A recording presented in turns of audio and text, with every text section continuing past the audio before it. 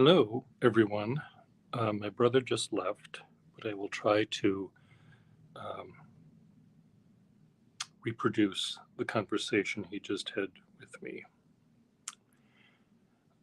We're getting, but first, as a preamble, we're getting our house somewhat ready to show some people later today who are interested in mid century modern uh, this house to see whether it's good enough for their tours that they give, which is called Going, Going, Gone.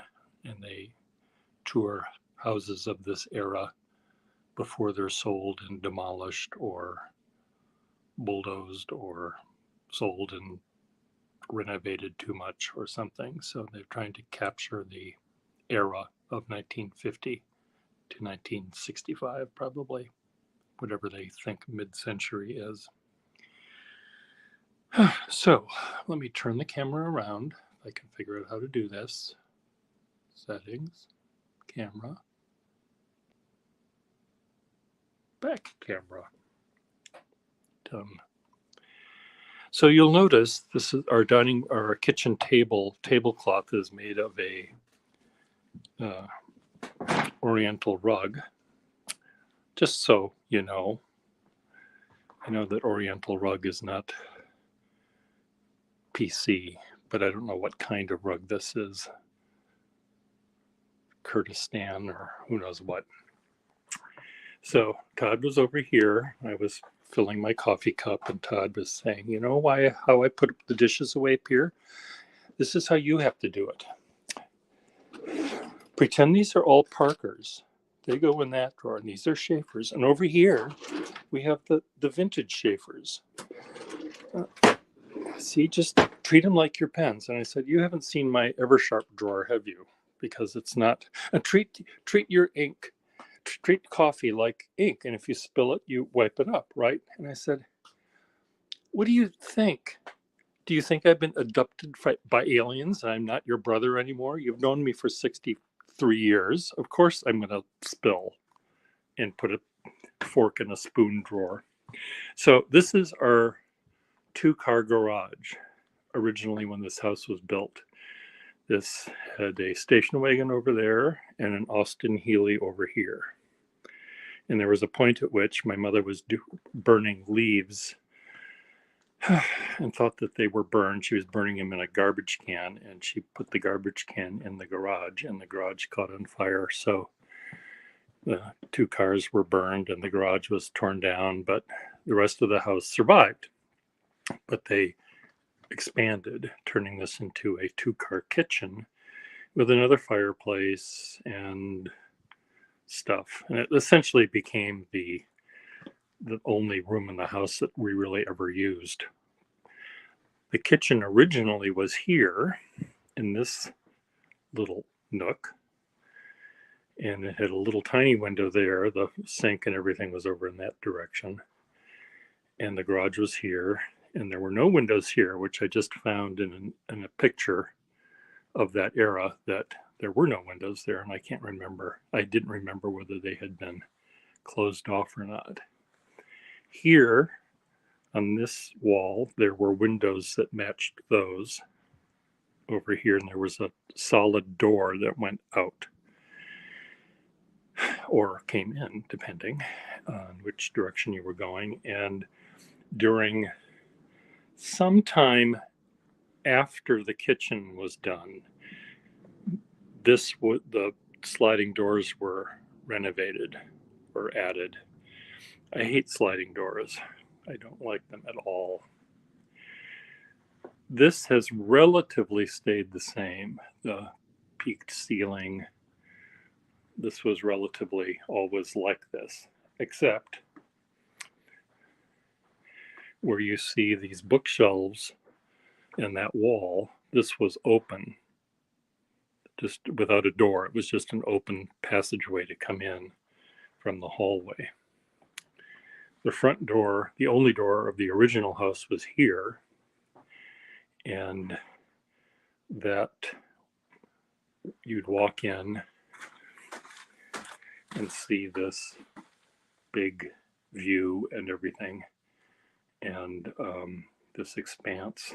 If you looked this way, you saw a stairway to the basement, and no one in 65 years has fallen down that stair when they've walked in the house and taking off their coat and introducing their wife to my mother or whatever. You'd think that they could easily just fall down the stairs, but none did.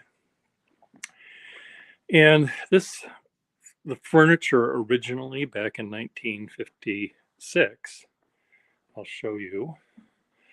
Well, I won't show you much, but here's, you see yours truly. Oh, isn't he cute? In one of these big round wicker chairs with wrought iron or bent iron legs. And here's what the house originally looked like, with the two-car garage as a garage and not a single tree. There was a cornfield, so every tree that's in front of the house or toward us right now was planted by my father. And that garage became the kitchen. Here are my parents standing out in front of the front door as young parents. I was born the same year they built the house. And here's what the house looked like from the back. We had the deck that had canvas, white canvas that would be strung along the railing. So the original floor plan looked like this, and we had the fire and added a breezeway and a garage, and then we added a studio, and that changed. There are a lot of things that were very much more mid-century that are missing now. This from here down to there and across to the top of that door, I guess, this way all the way across to here. That was open. And my dad had a model of the Cutty Sark right there, and there were maybe a bottle or a eagle. I think that eagle used to be on that wall, on that ledge too.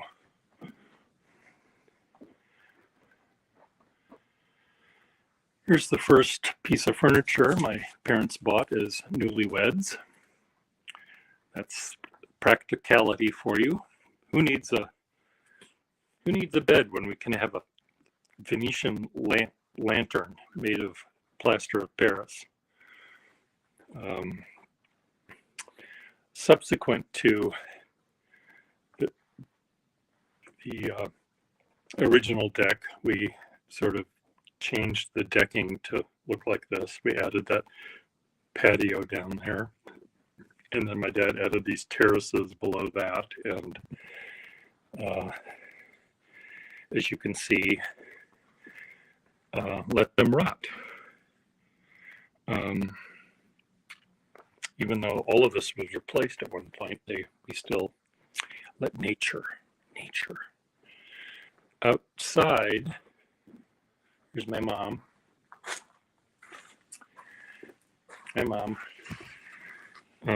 Outside, we had a slightly more rustic looking patio here. There used to be a pond right here, and it would flow around to over there and then keep going back and forth until it got clogged about a minute later, and then would have to be cleaned out again. And then eventually we sort of got bored with it and didn't do it for the rest of the summer and fixed it later. So if there was a way to show these people what it looked like originally, other than my drawings and those few pictures we have, I think it would be great. But I don't want them to think that this was entirely ruined by the various additions and subtractions that happened. There was a time when this sort of faux plaster wall treatment was the rage, and my father had it done. And see, here's where the line where it was open. And my father also went from 1950s brand new wire modern furniture to clunkier, heavier, and then heavier still furniture like this table. This is a beautiful dining room table, but it was crammed in here. And that thing that matches the table was on that side, and this thing that was added later, it was over here. And when you put the table there, and 5 Gustafsons and my grandmother, you could barely breathe. My dad at one end and my mother at the other end were the only ones that were actually comfortable. The rest of us, in addition to having the chairs, could only come out maybe that much. And they were shoved at each end. So we'd have to sit side saddle because of these big legs. And you still have to do that if you have 2 chairs here. But if you can move this chair back where you're actually comfortable, you don't have to sit side saddle. So if they had done this, if I had thought of this idea and did the switcheroo when they were out to dinner or something, they came back, they'd probably hate it for a minute and then actually really enjoy it.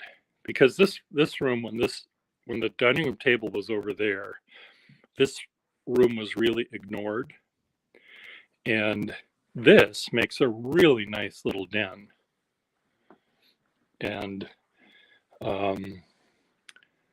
it will make a really nice home office that is near the kitchen and near the door that people use, so you don't have to come up from the basement.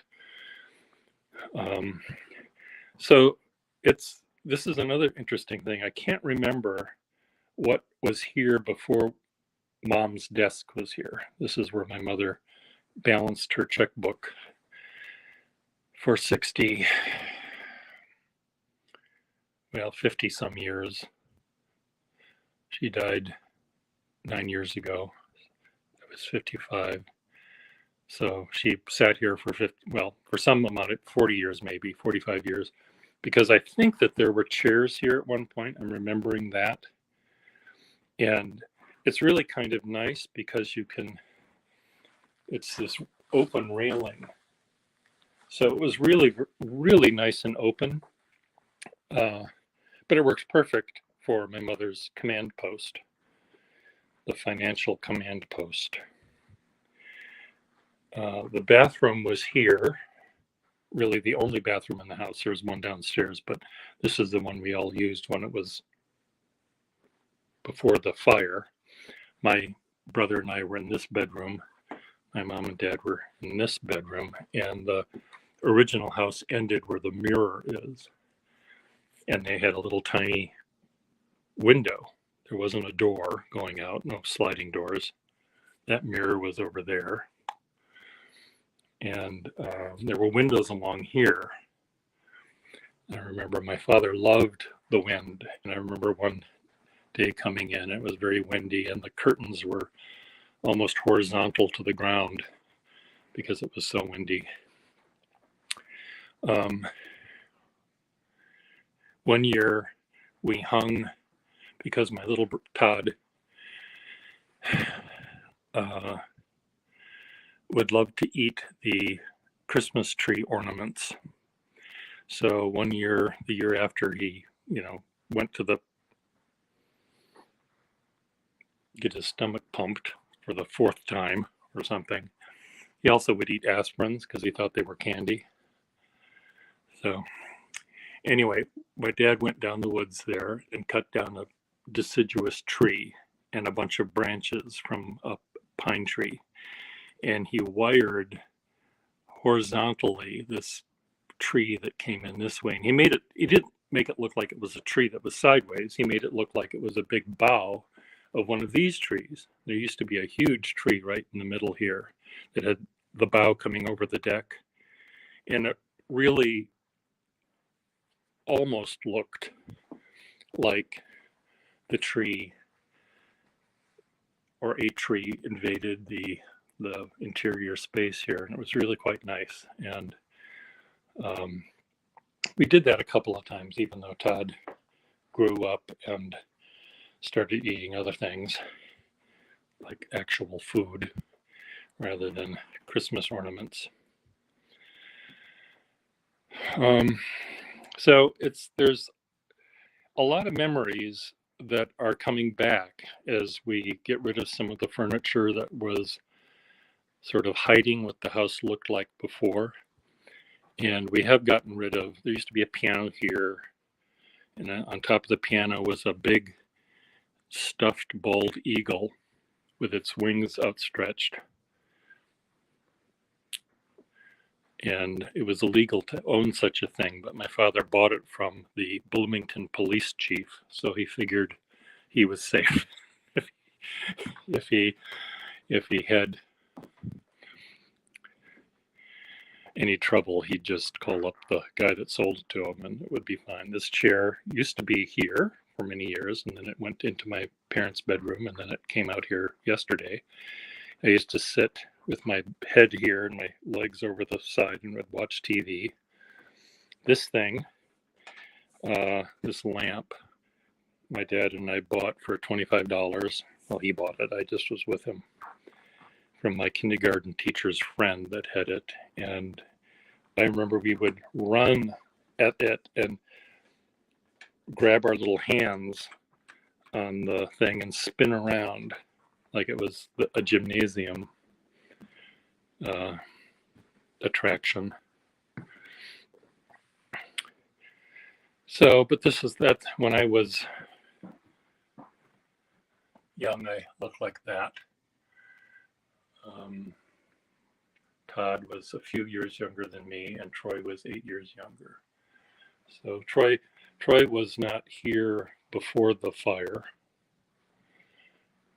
so he doesn't remember any of this.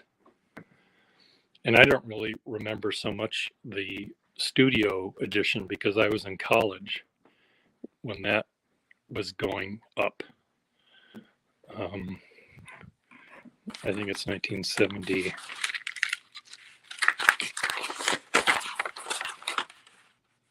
And it says year here somewhere.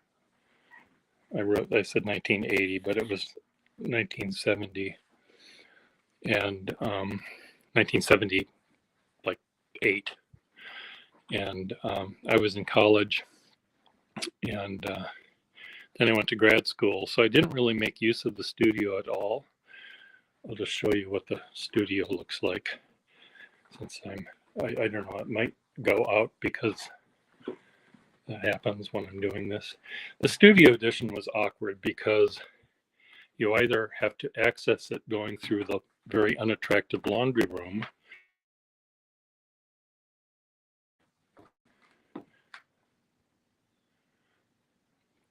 but there's the studio, and then the master bathroom had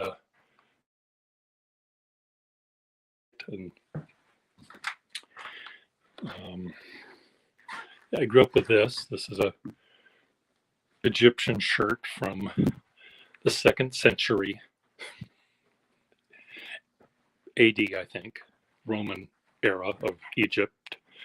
So that might explain a lot of, I put this here. None of this stuff, I guess this was all over different parts of the house. We had to completely empty the basement. I'll just show you the basement if I can.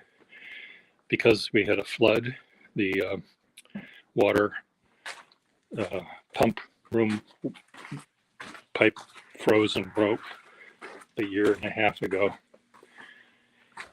and everything had to be removed from here. And this is where we started putting stuff we wanted to get rid of. But it's a really nice walkout basement. This could make a perfectly good rental half. And if someone buys this, if I suddenly inherited this and moved back here, I might rent the bottom as a separate apartment, put a little kitchenette in,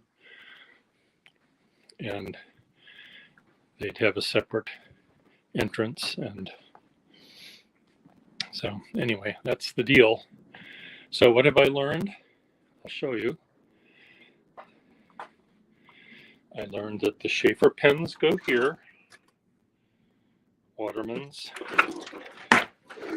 51s. When my brother tells me things about how to clean the house, he puts on a rather convincing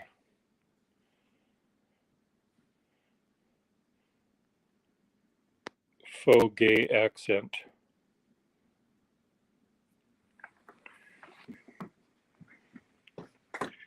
And he sounds convincing, shall we say, as a slightly fussy, slightly pristine, the type, the stereotype, that particular stereotype of which I speak. My 3/4 roommate in Boston and I are relative slobs, and we both are relatively gay.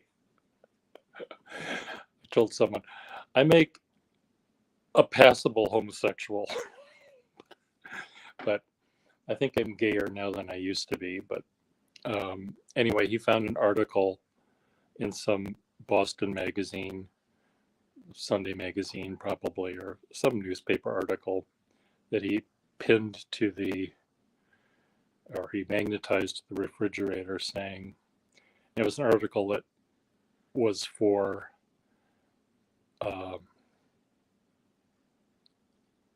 regular people, shall we say. How to keep your home neat as if 2 gay men lived there.